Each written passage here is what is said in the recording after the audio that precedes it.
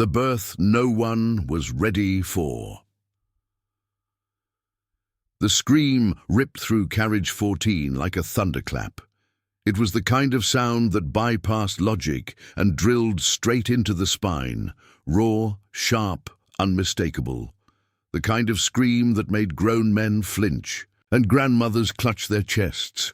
Passengers jerked their heads up from books and phones, eyes wide. A child began to cry. Someone spilled coffee on themselves. Another woman fainted, and still no one moved, except for him.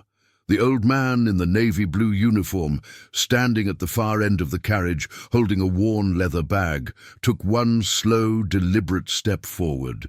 His uniform looked like something out of a different time. The golden conductor's pin was dull, his shoes were polished but cracked, and his face was unreadable.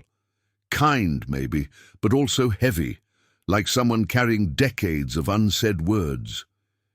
He didn't speak, didn't ask what was happening, he just walked, and at the far end of the carriage, a woman screamed again. Blood stained the blue fabric of her dress. She was halfway between sitting and collapsing, her back pressed against the window, her legs spread wide, shaking. Her name was Cynthia Moore, 29 years old, 7 months pregnant, or so she thought. The pain had come out of nowhere, like lightning in her spine. Then blood, then panic. A man tried to offer her water. Another offered tissues, as if that would help. She swatted them away, and then suddenly, the old man was there, right in front of her. He didn't ask her name, he didn't hesitate. He just knelt beside her, took off his coat, placed it beneath her and said, "You're not alone. I've done this before." Cynthia couldn't speak, could barely breathe, but something in his voice made her nod. "Push when I tell you to," he said calmly, opening his bag. Inside were cloths, scissors, a flashlight, and a small bottle of something that smelled like old medicine. She didn't ask where it came from. She didn't care. The world blurred. The pain came like waves, crashing, roaring, unbearable, but his voice was steady, guiding her like a lighthouse in a storm. "Now push!" she screamed so loudly the carriage shook. Minutes passed, like hours. Then suddenly, it was done. The baby slipped into the old man's hands, but it wasn't over, because the baby wasn't crying. Not a whimper, not a breath, just silence. Cynthia stared at the child, her body shaking uncontrollably. Why isn't he quiet?" the old man said, softly but firmly. He placed 2 fingers on the baby's chest. "Still." "No," she whispered. "No, please, please." And then something changed in him. His shoulders tightened, his mouth drew into a line. He leaned in close, lowered his face to the baby's, and whispered something only the child could hear. Then, one sharp breath. The baby gasped, then wailed. The sound was so pure, so sudden, the entire carriage erupted in applause. A woman sobbed into her scarf. A man wiped tears he didn't know he had, but Cynthia couldn't take her eyes off the old man. He didn't smile, didn't look proud. He looked haunted. He gently wrapped the baby in his coat, handed him to her, and whispered, "He has your eyes, just like his father." Cynthia blinked. "Wait, what?" But he was already standing, already walking away. "Wait!" she called out. "What did you say? How do you know my husband?" He didn't turn back. He walked down the aisle, past the stunned passengers, and vanished behind the curtain between carriages. A minute later, the real conductor arrived, red-faced and breathless. We heard there was some sort of... He stopped, blinking at the blood, the baby, and the stunned passengers. "What the hell happened here?" "I gave birth," Cynthia said, cradling the baby. "That attendant, the old man, he helped me." The conductor frowned. "What old man?" "The elderly black attendant," a passenger chimed in the old uniform. "He was right here." The conductor's face turned pale. "There's no one fitting that description on this train." "Maybe he's in another carriage," someone suggested. The conductor shook his head. "We've only got 2 staff on board today, myself and a trainee in the dining car. No one else. The air shifted. Passengers exchanged looks. Cynthia stared at him. "I'm not hallucinating. He was right here. He had a bag. He helped me deliver my son." The conductor crouched beside her. "Ma'am, you've been through something traumatic. People see things sometimes. Minds fill in gaps when adrenaline spikes. It's not uncommon." "No," she said, her voice trembling. "He was real." The conductor sighed.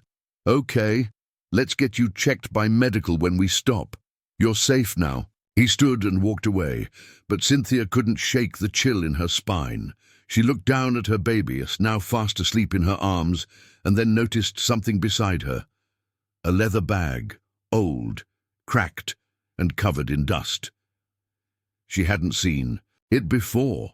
It definitely wasn't hers. With trembling fingers she reached for it. Inside was a stack of cloths, a conductor's cap, a yellowed train manual, and a photograph. She pulled it out. Her heart stopped. It was her husband. Elliot, smiling, arm wrapped around another man. The same man who had just delivered her baby, except younger, stronger, alive. On the back of the photo was written, "Jeremiah Thomas, Grand Central, 1997. She turned the photo over and over, as if looking harder would make it make sense. She had never seen this man before. At least, she thought she hadn't, but he had known her husband's name. He had said the baby had his eyes, and now, this photo. "Elliot never mentioned a Jeremiah," she whispered. "Never." A message buzzed on her phone, snapping her back. Unknown. Number isque new message. She opened it, a single line. "Get off at the next stop. Your life depends on it." Her pulse roared in her ears. She looked up. The train was beginning to slow. The next stop wasn't hers. It wasn't even close to where she was going. She looked down at her baby, then at the bag, then back to her phone. Another message appeared. "He lied to you about everything. If you want the truth, get off now." And beneath it a photo. This time it was of her, but she wasn't alone. She was in a hospital bed, unconscious, wires in her arms. Beside her, holding her hand, was Elliot, but standing just behind him was Jeremiah, older, grey-haired, wearing the same uniform she had just seen him in. And the timestamp? July the 2nd, 2020, 3 years ago. The room spun. She'd never seen this photo before. She had no memory of that day. What was she doing in a hospital? Why was Jeremiah there? And why had Elliot never told her? The baby stirred in her arms. The train's brakes screeched. The carriage jerked slightly as it came to a halt. The doors hissed open. A cold breeze swept through the gap. And Cynthia, bleeding, shaken, cradling her newborn, holding a dead man's bag, had a decision to make. Stay seated in the train, heading to safety, or step off into the unknown, chasing a ghost with answers she didn't know she needed. She didn't hesitate. She stood, stepped off the train, and disappeared into the shadows of the station. Cliffhanger, a ghostly train conductor, a photo that shouldn't exist, and a husband with secrets that stretch beyond the grave. What did Elliot hide? Who was Jeremiah really? And why did he help deliver the baby only to vanish? The next stop isn't just a physical one. It's the beginning of Cynthia's unraveling, and maybe her revenge. The stop that changed everything, the platform, was nearly deserted. Dim lights flickered overhead. A single vending machine buzzed in the corner, half its bulbs broken. The sign read, "Millstone Junction, population 7/12. Cynthia clutched her baby tighter. The newborn whimpered against her chest, warm and unaware that their lives had just turned upside down. She stepped away from the train. Behind her, the doors slid shut with a hiss. The train screeched, groaned, and pulled away. The lights, fading into the darkness like a dream she couldn't explain. No one else had gotten off, just her, and the strange bag still slung over her shoulder.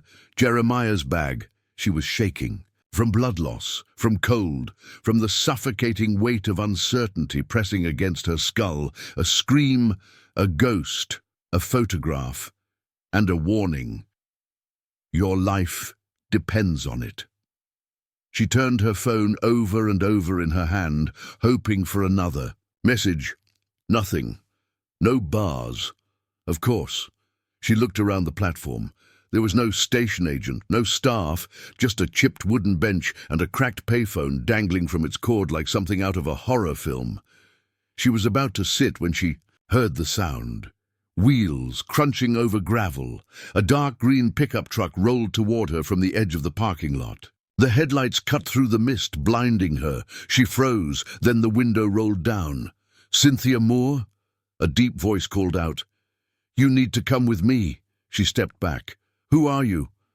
The man leaned out, middle-aged, thick beard, worn flannel shirt, a badge clipped to his belt. Name's Deputy Ross. I got a call 15 minutes ago. Said to meet a woman matching your description here. Said she just gave birth on a train. Who called you? He hesitated. Didn't say, just said it was urgent. And you believe them? He nodded slowly. Because the man who called had been dead for 9 years. She stared at him. What did you just say? Deputy Ross shifted uncomfortably. Look, I don't know what game this is, but the man said his name was Jeremiah Thomas. Sounded real polite. Gave me your name. Told me to bring you to the old rail house on Green Hollow Road. She nearly dropped the baby. She knew that name now. Jeremiah Thomas, the same name written on the back of the photo. The man who had delivered her baby. The man in the uniform no one could confirm ever existed. She glanced back at the bag. Inside, the same photo, the same name, a cap and tools untouched by time. He told you to take me to... where? The old rail house, Ross repeated. It's been shut for decades. My dad used to work there. I didn't even know anyone remembered it. Cynthia didn't move. Deputy Ross leaned out further. Listen, lady, I don't know what's going on, but when a voice from a dead man comes through my phone and says, a woman just gave birth on a train, and then I come here and see you standing exactly where he said you'd be. I take it seriously. Cynthia stared at the child in her arms, sleeping soundly as if nothing strange had happened. But everything had, and something told her this wasn't the end. It was the beginning. She nodded and climbed into the truck. The drive was silent. Trees blurred past like ghosts. The baby stirred, then settled. After 10 minutes, they turned down a dirt road. The headlights bounced over potholes and branches. Then, up ahead, a crooked wooden structure emerged through the fog, the rail house. It looked forgotten. The roof sagged. The windows were boarded. Rusted signage barely clung to its hinges, yet something about it felt familiar, like she'd been here before. Ross killed the engine. You sure about this? No, she said, and stepped out anyway. She walked toward the building. The wood groaned beneath her feet. Paint peeled beneath her fingers. And then, just as she reached for the door, she heard it. Click. The door opened on its own. Inside was dark, but not cold. The air smelled faintly, of engine oil and lavender. A lantern flickered in the corner, and beside it a manila envelope. No people, no voices. Just the envelope placed carefully on an old conductor's desk. She picked it up. Her name was written on the front in black ink. Cynthia Moore, for your eyes only. Hands shaking, she opened it. Inside, hospital records. She skimmed through. The first page, her name, her birth date, her photo, date of admission July 1st, 2020. Diagnosis, blunt abdominal trauma, fetal distress, induced coma. Her breath caught. She kept reading, emergency C-section, internal bleeding. No memory of the event upon awakening, and at the bottom, next of kin, Elliot Moore. She flipped to the next page, an internal email between doctors. Subject, unusual visitor. Patient's husband requested a man named Jeremiah Thomas be allowed. Visitation access after hours. Security questioned the validity. The visitor wore a vintage conductor uniform, carried old tools. Said he was here to watch over her, like before. Security allowed it due to the husband's insistence. No sign-in records exist. Visitor never left through front doors. Disappeared before morning rounds. She dropped the envelope. Her knees buckled, but she caught herself against the desk. So it was real. Jeremiah had visited her while she was unconscious. Elliot knew him, invited him, protected him. But why? And what did like before mean? She stood in a daze. Behind her, the baby stirred. A faint creak echoed from the back of the rail house. She turned, her breath catching in her throat. A door, slightly ajar, swinging gently. She stepped toward it, each step louder than the last. She pushed it open. Inside was a narrow hallway. At the end, a framed photo hanging crooked on the wall. She moved closer. The photo showed two men standing beside a train engine, one tall and serious, the other smiling, laughing. She recognized them instantly. Elliot. And Jeremiah, younger, maybe 25 years ago. A note was scrawled beneath it in pen. Green Hollow Express. Final trip. August 1998. She reached for the frame, and suddenly the floorboard beneath her groaned. She looked down. Something metal protruded from the gap in the boards. A handle. She knelt, pried it open. A trap door. Her gut twisted. She should have left. But instead she opened it, revealing a dark, narrow stairwell descending into the earth. She hesitated. Looked at her baby. He opened his eyes. They glowed in the dark, just a little, exactly like Elliot's used to.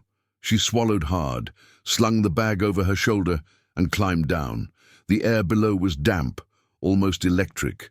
The walls were lined with old tools, photos, maps of train routes long defunct. But what caught her breath there was the wall at the very back. Hundreds of photos, pinned, framed, taped, women, babies, train stations, blood, dozens of them, and in the center, a birth certificate. Her name on it, the baby's name, but something was off. Mother Cynthia Moore, father unknown. No, she whispered, that's wrong. It's Elliot's child. Then she saw the line beneath. Corrected record filed. Disputed identity. Investigation opened. Dated. 4 weeks before today. Her world flipped. Disputed identity. Investigation. Had someone questioned paternity? Had Elliot filed something? She pulled another photo off the wall. One of Elliot holding a different woman's hand. A woman who was pregnant. Behind them, the same train station she had just left. And there, in the corner of the photo, Jeremiah, watching, always watching, behind her. A voice echoed through the basement. He knew what would happen. That's why he ran. She spun around, but no one was there, only the flickering bulb above her, swaying. Another voice, this time female, came from her phone. It buzzed to life, despite having no signal. A voicemail began playing. If you're hearing this, Cynthia, then he's gone. I tried to warn you, but he got to the hospital records first. Jeremiah saved you once. He's trying again. But you need to understand, the baby isn't Elliot's. And the woman in that photo, that was me. The message ended. Her breath froze in her lungs. A woman who had called her own baby Elliot's and claimed this child wasn't his. She grabbed the nearest folder and flipped it open. Inside, a DNA report, her name, the baby, and a man listed as the biological father. But it wasn't Elliot. It was Jeremiah. Dead. For 9 years, and yet still watching, still delivering babies on trains, still leaving clues. Cynthia stood, the folder in her hands, and whispered, "What the hell is happening?" The woman in the photograph. The floor above creaked. Cynthia looked up from the folder, heart pounding, baby clutched tightly to her chest. Someone was inside the rail house. She moved silently, clutching the bag and documents, and back toward the stairwell. The baby stirred, but she pressed a hand over his back gently, hushing him. Footsteps again. Slower this time. Deliberate. Then a voice.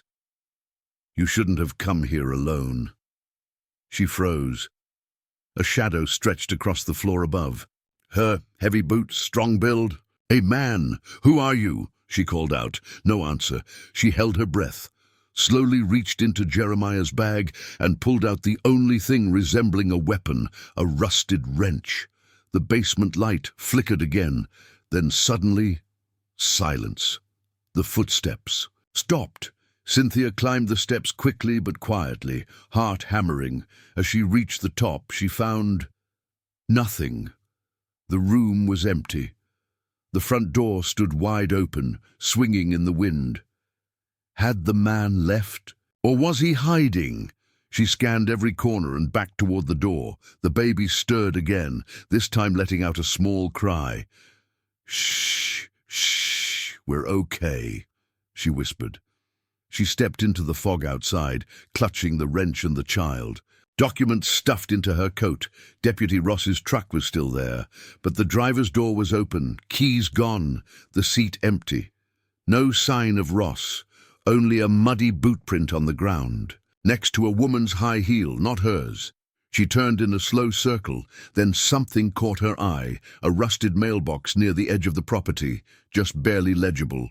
Thomas family, Eastie 1952, her breath caught. This was Jeremiah's family home, or had been. She ran toward the box, yanked it open. Inside, an envelope, no stamp, handwritten on the front. "Cynthia, read this when you're ready to remember." Her blood turned cold. She opened it. Inside were several items. A faded photograph of a young woman holding a baby on a train. A hospital wristband labeled Cynthia Thomas. DOB 03/11/1996. A small journal page, torn and stained. It read, "They told you I died, that we both did. But I begged them not to erase you. I begged them to let you grow up safe, far from this. JT." Her fingers trembled. She flipped over the photo. On the back, "Your mother, Eliza, Train 47, June 11th, 1996. Her head spun. She had been on a train before, born on one, 29 years ago, just like her son now, and her mother was in the photo. Cynthia stared at the woman. Soft eyes, sad smile, the same nose. She looked like her, the same fear, the same defiance, the same secret. She turned to the journal page again. "They told you I died." Was Jeremiah her father? Had he been hiding her from something, from someone? And who were they? Her phone buzzed. No signal, but a voicemail appeared from a blocked number. She pressed play. This time, it wasn't a voice. It was a recording, an interview, muffled at first, then clearer. "Man, we can't have her remembering. If she finds out who she really is, everything unravels. Woman, what about the baby? Man, it doesn't matter. He's not the target. She is. The child. Just complicates things. Woman. And Jeremiah, man, he's dead." Click. Cynthia stared into the trees. She wasn't just a woman who gave birth on a train. She was the product of a secret someone had spent years burying, and someone wanted her erased. Again. She pulled the hospital wristband from the envelope. It was real. Faded, cracked, but real. Cynthia Thomas, not more. Everything she thought she knew about her life, her name, her family, could be a lie. Had she been adopted, kidnapped, hidden? She opened the journal again, now noticing more writing at the bottom in faint pencil. "If you're reading this, you survived. And now you must choose. Stay hidden, or bring the truth into the light." She left the railhouse on foot, cradling her son, hiking through the fog back toward the nearest light in the distance, an old diner that still had its sign flickering. Red's Cafe. Open 24 hours. Inside, the smell of burnt coffee and grease hung heavy in the air. A waitress looked up. "You okay, hun?" she asked, eyes darting to the baby. You look like you've seen a ghost." "I have," Cynthia whispered. The woman stepped out from behind the counter, offered her a booth. "You need a doctor?" "I need answers." The waitress sat down. "Millstone doesn't get many visitors." "Was on the train. My baby was born there. A man helped me. A conductor. Jeremiah." The woman's eyes widened. She glanced around, lowered her voice. "Jeremiah Thomas?" Cynthia nodded. The waitress leaned in. "My mama used to tell stories about him, said he worked the rails like it was a religion. But one day he just disappeared. People say his ghost still rides the old lines. Helping. Women, babies, people lost in more ways than one." Cynthia pulled out the photograph of Eliza and the newborn. The woman gasped. "That's her. That's the woman from the story, the one from '96. The baby, they said, died. My cousin was on duty that day, said something wasn't right with the files, that the baby wasn't listed under any name. It was like the whole birth was erased." Cynthia nodded slowly. "It wasn't erased," she said. "It was me." Back at the booth, Cynthia laid out everything she had. The photos, the DNA report, the hospital file, the voicemail. The waitress, whose name was Lana, helped her make sense. "Of it all, I think Jeremiah knew something about you," Lana said. "Something big, maybe even dangerous." Cynthia nodded. "And I think Elliot did too. He kept Jeremiah's secret, and then he vanished." "You think someone silenced him?"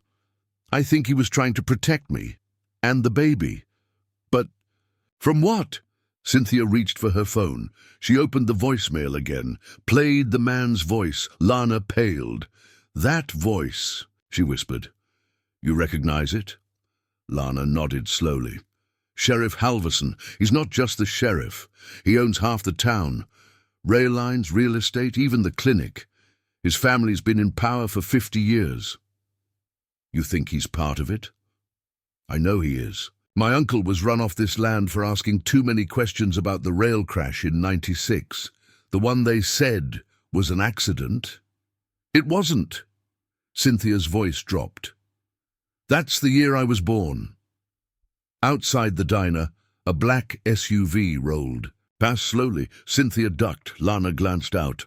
"That's him." Cynthia's mind raced. She needed to leave town. She needed to protect her son. She needed to find Elliot if he was still alive, but more than that, she needed to know who she was. That night, Lana hid her in a storage room behind the diner. Cynthia rocked the baby gently, tears sliding silently down her cheeks. The baby cooed and opened his eyes. In the dim light, they shimmered again. The same glow. Not from this world, or maybe too much of it. And in that moment, Cynthia felt something stir in her chest. Not fear, not confusion, but clarity. She wasn't just someone born on a train. She wasn't just a woman who lost her husband and gave birth in motion. She was the final piece of a secret someone had tried to erase. And now, she was done running. Beneath the tracks, the night air felt heavy with memory.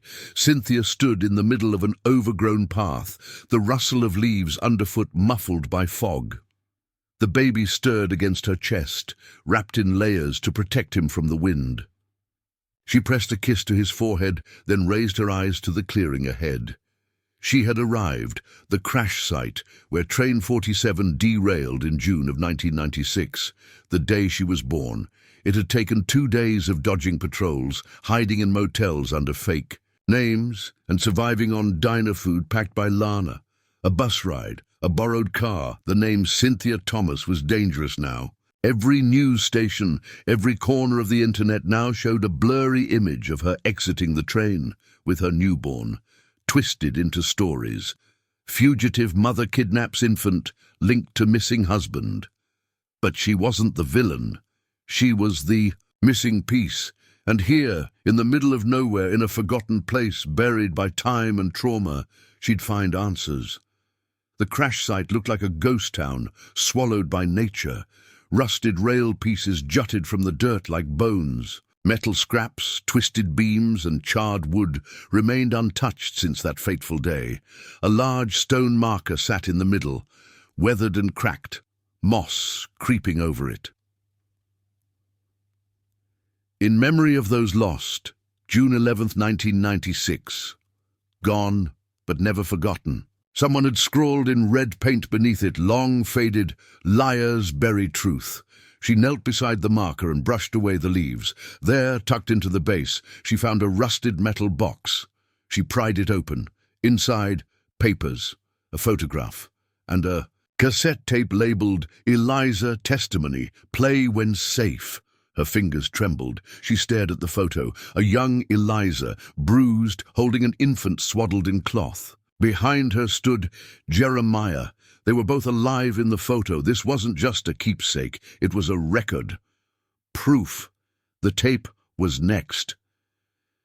She pulled out the tiny recorder Lana had given her, popped the tape in, and pressed play. A woman's voice, soft, raspy, and urgent, filled the air. "My name is Eliza Thomas. If you're hearing this, I'm either dead or completely erased."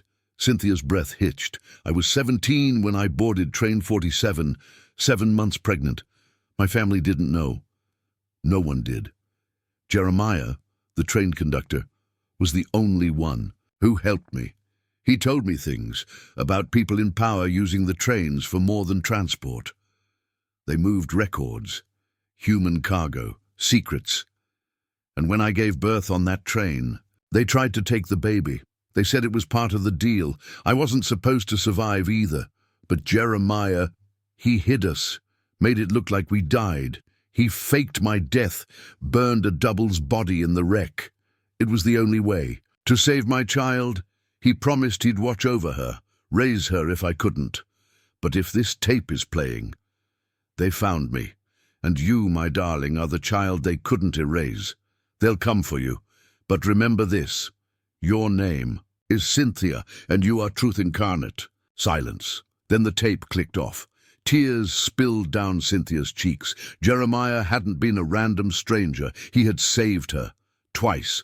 First by delivering her, then by protecting her after her mother vanished. And now, years later, he had returned. One last time, to deliver her child, just like before. Suddenly footsteps echoed from behind the trees. Voices, flashlights. "She's here. Spread out. Find her." Cynthia ducked behind the monument, heart thudding. She saw dark figures fanning out. Tactical boots, black jackets, Sheriff Halverson's men. They were tracking her. She stuffed the tape and photo into her coat and ran, silent but swift, through the trees. One of the men spotted her. "There. She's got the baby!" A shot cracked through the night. Bark exploded near her head. She ducked and sprinted down a gully, branches tearing at her arms. The baby whimpered but didn't cry, as if he knew they had to stay quiet. Suddenly, a hand grabbed her from behind, pulling her into a ditch. She screamed, "Shh, it's me, Elliot." Her heart stopped. Elliot, alive. He looked different. Beard, bloodshot eyes, thin and bruised, but very much alive. "Jeremiah left me a message," he whispered. "Told me to find you here. They tried to kill me."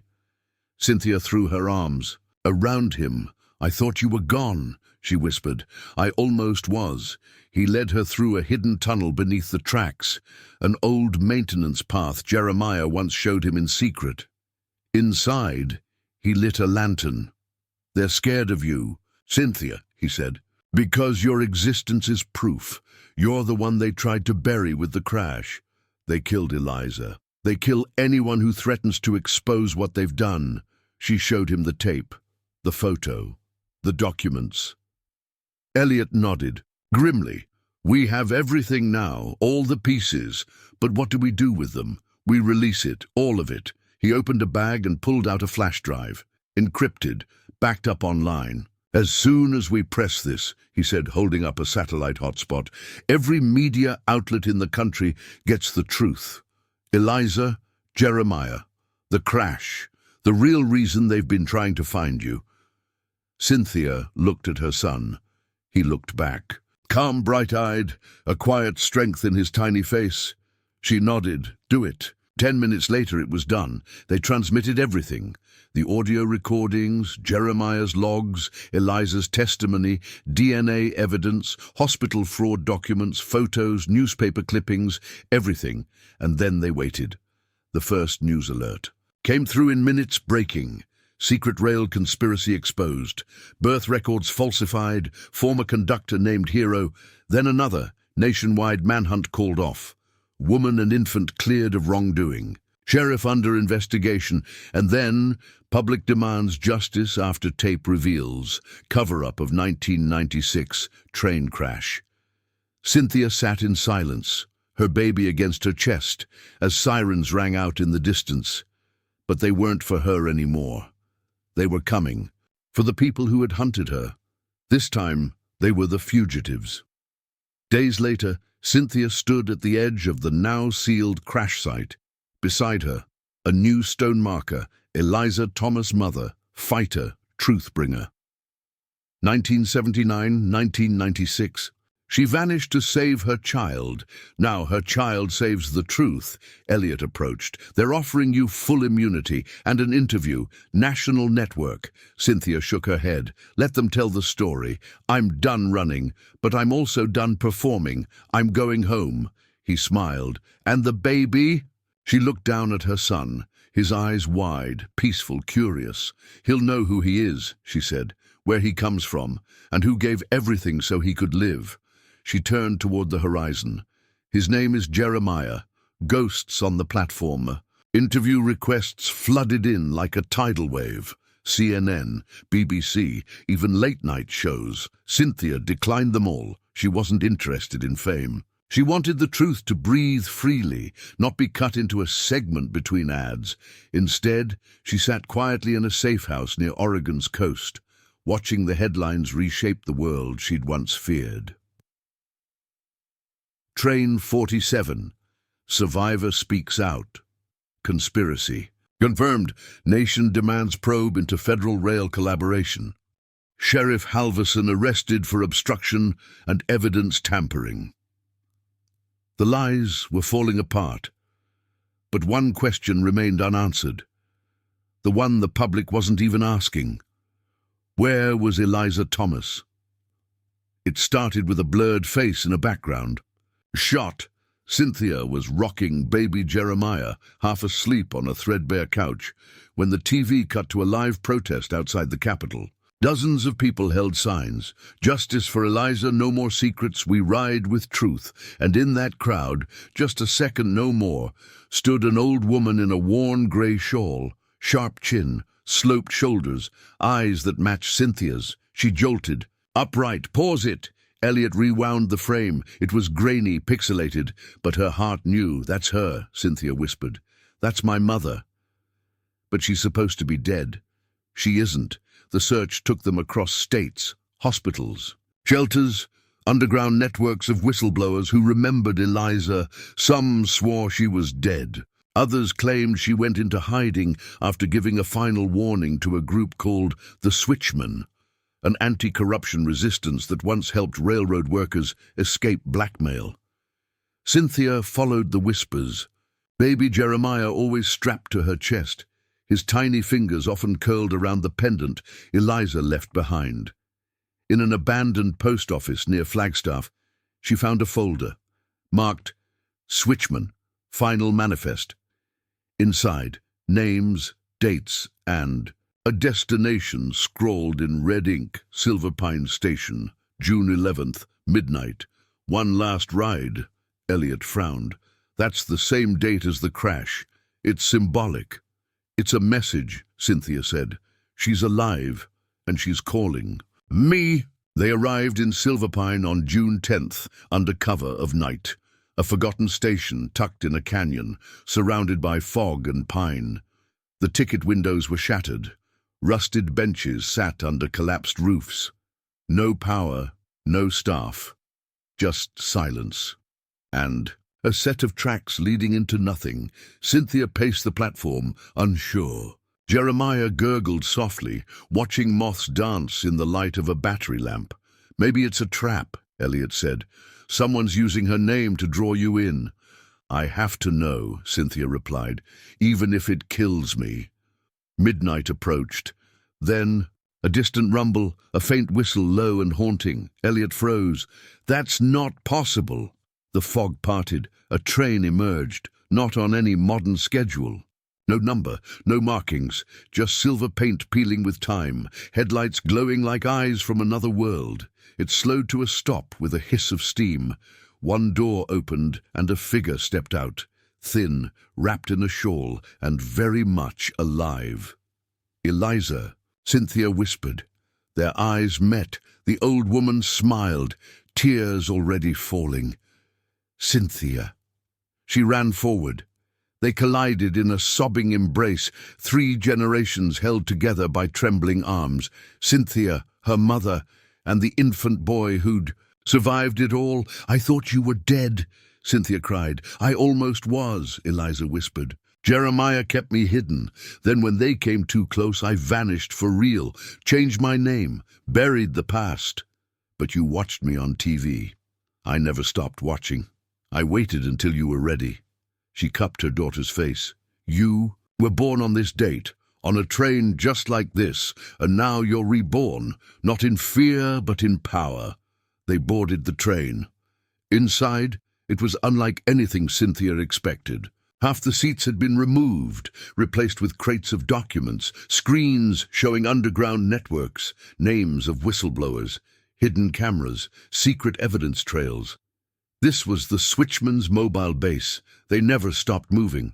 "That's how we survived," Eliza explained. "We're always in motion, always one station ahead of exposure." She showed Cynthia the records, files that went beyond Train 47.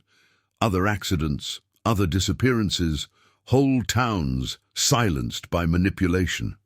"And now?" Cynthia asked. Eliza placed a hand on the window.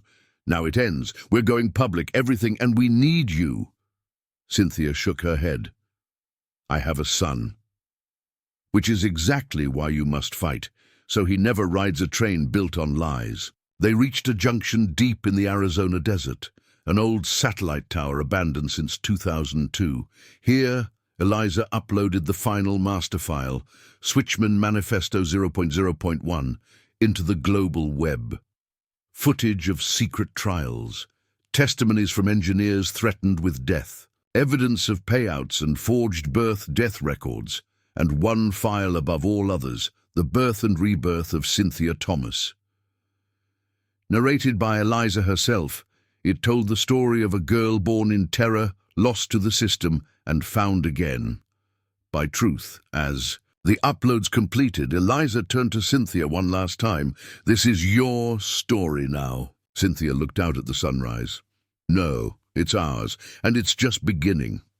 But as the moment passed, Elliot stepped outside and picked up a signal on his encrypted radio. He returned, face pale. "Bad news," he said. Sheriff Halverson didn't act alone. He was covering for someone bigger, and that someone knows you're alive, Eliza. Cynthia turned sharply. "Who?" Elliot showed her the intercepted message. "If Eliza Thomas is alive, activate Protocol Ember. No witnesses." "Protocol Ember?" Cynthia asked. Eliza's face went still. "They're planning to erase the witnesses. All of us." "How?" Eliza didn't blink. "They'll destroy this train, everyone on it." Outside, in the distance, a black helicopter crept through the sky. No markings, no ID. The time for truth had arrived, but the cost of survival had never been higher. Cliffhanger, a deadly operation, Protocol Ember, is in motion. Eliza is alive. The world knows the truth, but someone high up wants to end it all, permanently, and Cynthia now faces the hardest choice of all, run or fight, for everyone who never got the chance, the last ticket, the blades of the black helicopter. Sliced through the desert sky like a warning, Cynthia pressed Jeremiah close to her chest, his tiny heartbeat fluttering like a bird's. The air around Silver Pine Station crackled with tension. Elliot was already at the back of the train, unlocking the emergency evacuation hatch. Eliza remained still, her eyes fixed on the dark craft approaching in the distance. "We don't have time," Elliot hissed. "They're coming to erase everything. Protocol Ember isn't just about silencing you. It's a scorched earth order. No survivors." Eliza slowly turned toward him, her voice eerily calm. "They always come for the truth, but they're too late. The uploads are complete." "They don't care," Cynthia said. "They'll destroy us out of spite. We need to move. Now." But Eliza shook her head. "You and the baby, go. I'll stay behind." Cynthia's stomach turned cold. "No, I just found you again. You're not dying for this." "I'm not dying for this," Eliza said softly. "I'm dying for you, for your son, for the millions who will never know our names but will live freer because of our story." "There's another way," Elliot said, flinging open the hatch. "A maintenance tunnel runs under the tracks. It can take us a mile out, just enough to dodge the strike if we move now." But Eliza didn't move. She stepped into the center of the train's control room and slid a USB key into the master console. "I'm setting the engine to run eastbound on full throttle," she said. "They'll think I'm aboard and follow. When it crashes, they'll assume it's done, but you'll be far from here." She looked at Cynthia. "Please, don't argue. Be the legacy. Let them think they won." With tears streaming down her face, Cynthia kissed her mother's cheek. "You brought me into this world, and now you're giving me a second chance." Eliza smiled through her tears. "Live so big they never stop hearing your voice." They embraced one final time. Then Cynthia, Elliot, and baby Jeremiah dropped down through the hatch and disappeared into the darkness below. Eliza stood alone, her hand resting on the control panel. The engines began to whine, lights flickered to life, and with a low rumble, the switchmen's ghost train began its final journey, racing toward the open desert, toward the incoming storm. 2 hours later, national news broke the story. Breaking: anonymous train explodes in desert collision, no bodies found. Government denies knowledge of covert strike. Whistleblower train was empty, but data goes global. Across screens, Eliza's pre-recorded video. It played. She stood in front of the rusted platform at Silverpine, wind in her hair, her voice unwavering. "They tried to erase us. Again. But truth isn't a file you can delete. It lives in the hearts of those who carry it forward. If you're watching this, I've already done my part. Now do yours." 1 year later, a book hit the shelves titled Tracks of Truth: My Birth, Her Legacy by Cynthia Thomas. It became a bestseller in less than a week. Talk shows invited her. Universities hosted lectures. Survivors from other train incidents came forward. Lawsuits were filed. Entire divisions of the National Rail Authority were dismantled. Cynthia didn't chase the spotlight, but she used it for the mothers who never got justice, for the workers threatened into silence, and for the old woman in a shawl who sacrificed everything so a new life could begin. Elliot stayed with her and Jeremiah, becoming both protector and partner. They never called themselves a family, but they were. One night, as Cynthia watched the sunset from their new home by the Oregon coast, Jeremiah toddled up to her, holding the old pendant Eliza left behind. "Who is she?" he asked. Cynthia knelt beside him and smiled through tears. "She was the first person who ever held you, the one who pulled you into this world with shaking hands and fierce love. She saved me, and she saved you." Jeremiah looked at the pendant, then up at the sky. "Is she still out there?" Cynthia nodded slowly. "In a way, always." Final scene that night, across a quiet desert, under a moonless sky, a train horn echoed faintly in the distance. No one could see the tracks. No one could say where it led. But those who listened carefully swore they heard something in the wind. Sometimes it takes a life given to birth a world that's free. The end, emotional closure, and powerful lesson. This story closes with a full circle arc, from a traumatic birth on a train to Cynthia becoming a voice of change, from Eliza's sacrifice to global reform, from fear to freedom. Final lesson. Sometimes the only way to protect truth is to risk everything for it. The journey may begin in darkness, but with courage, it ends in light.